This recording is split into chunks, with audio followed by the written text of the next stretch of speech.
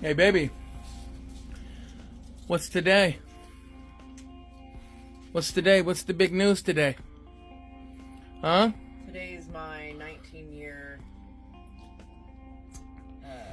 recovery date. 19 years. April 2nd, Woo! April 2nd, 2005. And how do you feel?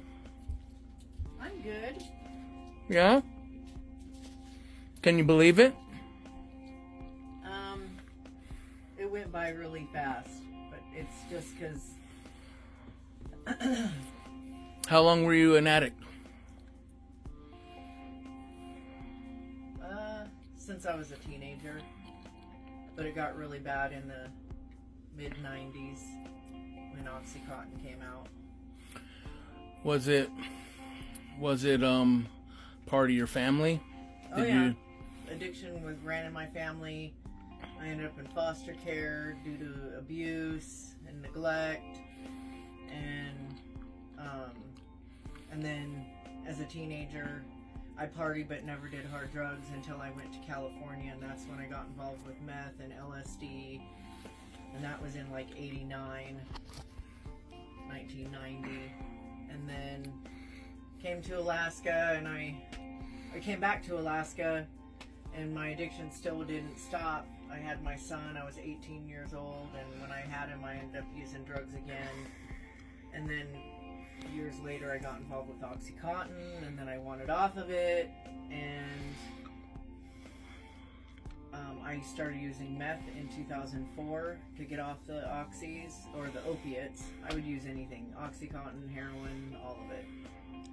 I was on 210 milligrams of methadone, but I didn't properly take that either. I would sell it to get heroin. So what brought you to a place of wanting to get clean? I always wanted to get clean. I just didn't know how, because I lived that life for so long. I'm gonna go put my boots on. Come on. What was the turning point? When I thought that I was just gonna switch one drug for another, and I ended up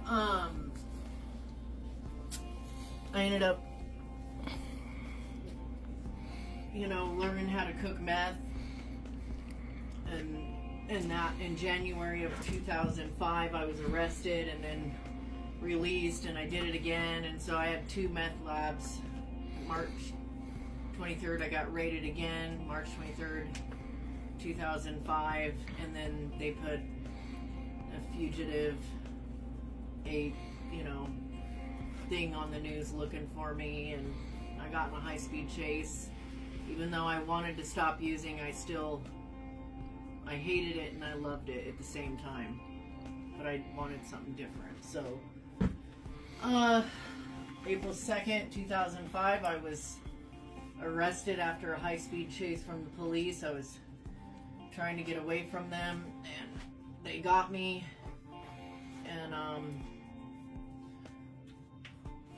that day I made a decision, even though I was suicidal and I had major issues with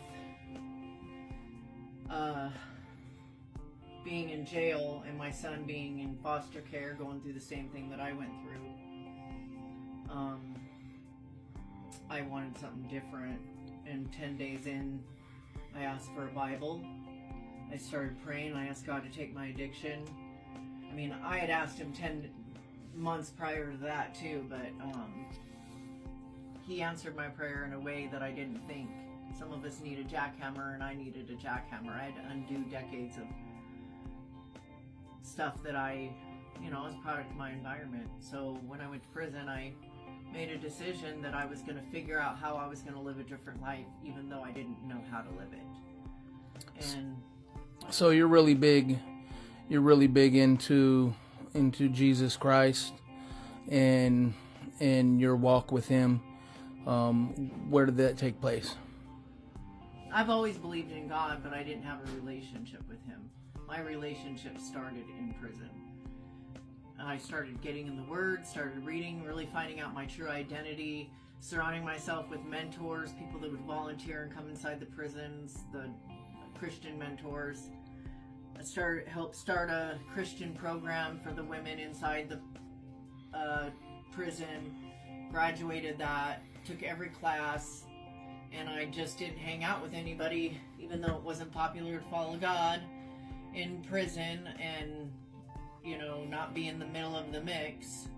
Because a lot of people in prison don't want to change. They still stay stuck in that, but I wasn't one of them. So I just dove deep in my word. And even though I had a 20-year prison sentence, 8 of it was suspended, and I had 12 years to serve. That was 8 years with good time, but I got out in 5. And I got out in May of 2010, and I've never gone back. Never gone back. Even after my son was killed, murdered, I made a decision that I wasn't going to let the enemy win. Was it hard for you when that happened to not want to relapse? No, because my heart had changed. It was never on my options list. I never put relapse on my options list.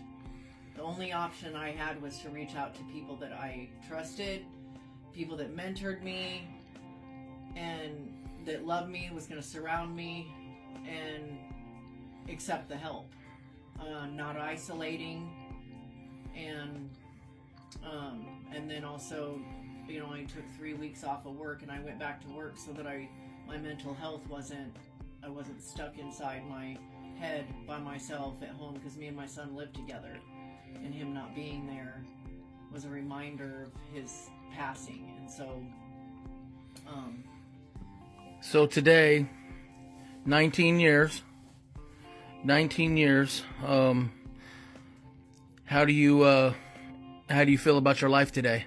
I love my life. I love you. Mm-hmm. And I'm thanks, babe. So glad that you and I have a life together.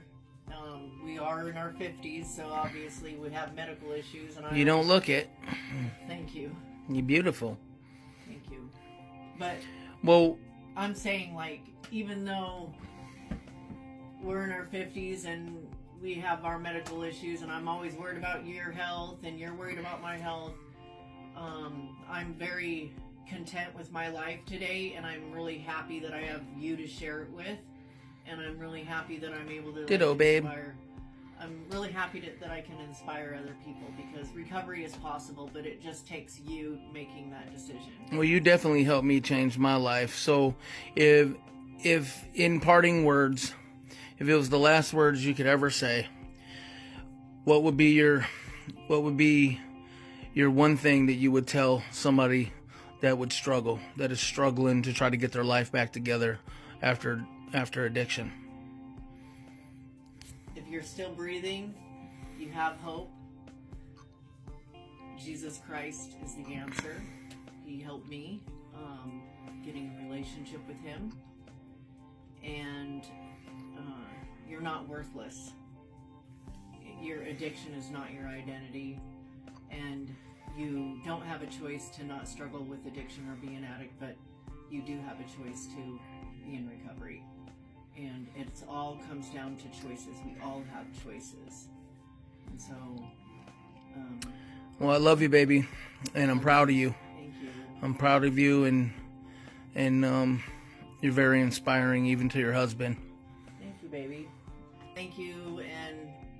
I switched it around on my wife on accident, because I was going to come over here and love on her and give her a hug. Hey, tatted grandma and grandpa up here, man. It's a very special day. I have a loving wife, and I spent 30 years of my life incarcerated too, and my wife plays a big, big part in my success story and my journey back to life. So I'm just very proud of my wife. And if you're out there and you're struggling, only you have the power to change your life. But you're looking at two people that have did their best and have seen some results. And I know it's possible to change if you want to. So you got to get up, dust your knees off, and just tell yourself you can. So we love you, and I love you, baby. I'm proud of you. God bless. Bye, guys.